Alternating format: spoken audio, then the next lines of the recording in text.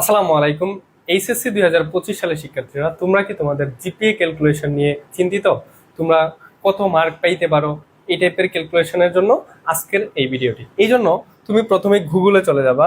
গুগলে যাওয়ার পরে এখানে টাইপ করবা HSC GPA calculator. HSC GPA calculator, যেমন এখানে যেরকম লেখা আসছে এরকম আসার পরে এটাকে জাস্ট তুমি সার্চ করে দিবে। এটাকে কি করবা? সার্চ করে দিবা। এখন দেখো প্রথমে একটা ওয়েবসাইট আসছে, রাজীব ইজ হেয়ার, এটাতে ক্লিক করবা। এইচএসসি জিপিএ ক্যালকুলেটর, একটু নিচে আসবা। আসার পরে দেখো এখানে সায়েন্স সিলেক্ট করা আছে। তুমি যদি সায়েন্স হও তাহলে সায়েন্স সিলেক্ট করো, যদি তুমি বিজনেস স্টাডিজের হও বিজনেস, যদি হিউম্যানিটিসের হও তাহলে হিউম্যানিটিস। ঠিক আছে? তো আমি যেহেতু একজন সায়েন্স স্টুডেন্টের জিপিএটা ক্যালকুলেট করতে চাইতেছি, সেক্ষেত্রে আমি সায়েন্সেরটা করি। ধরো তোমার আনুমানিক বা তোমার হিসাবে তুমি বাংলাতে এ প্লাস পাবা, তাহলে এই যে সিলেক্ট গ্রেড, এখান থেকে এ প্লাস। ইংলিশ, মনে করো কোন একটা স্টুডেন্ট সে ইংলিশে এ পাবে, সে বললো যে ইংলিশে সে কত পাবে? এ পাবে। ইনফরমেশন টেকনোলজি, ধরলাম একটা স্টুডেন্ট এটাতে এ প্লাস পাবে, তাহলে তুমি এ প্লাস সিলেক্ট করো। ধরো ফিজিক্সে তুমি একটু খারাপ করছো, ধরো এটাতে এ মাইনাস দিলা। ঠিক আছে? কেমিস্ট্রিতে ধরো তুমি প্লাস পাবা, তাহলে এ প্লাস দিলা।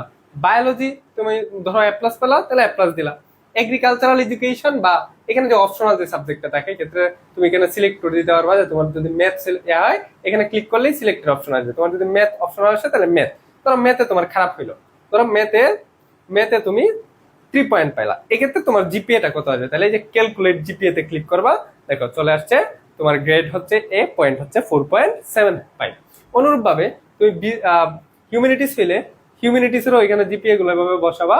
বসানোর পরে তোমার এখানে যদি সাবজেক্ট মনে করো তোমার ইসলামিক ইতিহাস নাই, সেক্ষেত্রে সোশ্যাল ওয়ার্ক দিবা। ধরো সিভিক্স নাই, তোমার এখানে আছে লজিক, তাহলে লজিক দিবা। ধরো তোমার ইকোনমিক্স নাই, তোমার আছে ইসলামিক হিস্ট্রি, তো ইসলামিক হিস্ট্রি। এরকম ভাবে তুমি চেঞ্জ করতে পারবে। ধরো তোমার অপশনাল সাবজেক্ট কোনটা?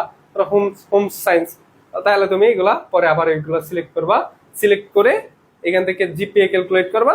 এরকম ভাবে জিপিএটা চলে আসবে। আশা করি এটা নিয়ে তোমরা আর দুশ্চিন্তাগ্রস্ত হবে না। ধন্যবাদ সবাই।